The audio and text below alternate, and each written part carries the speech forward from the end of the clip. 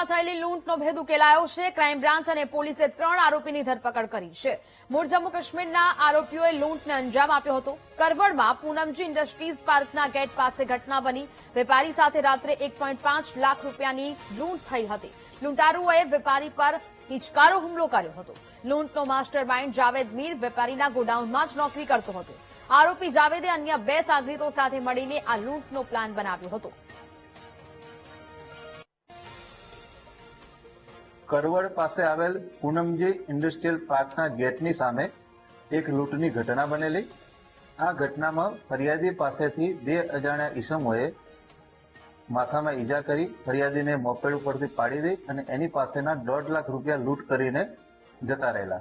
આ બાબતની જાણ ડુંગરા પોલીસને થતા ડુંગરા પોલીસ તાત્કાલિક ઘટના સ્થળે પહોંચી ગયેલી અને ફરિયાદીની ફરિયાદમાં જણાવ્યા પ્રમાણેની ફરિયાદ રજીસ્ટર કરેલી અને તપાસ શરૂ કરેલી। તપાસના અંતે પોલીસે 3 આરોપીની ધરપકડ કરેલ છે। એના નામ છે જાહિદ મીર, અનવર ભટ્ટ અને ઉમાન અલ્લાહ।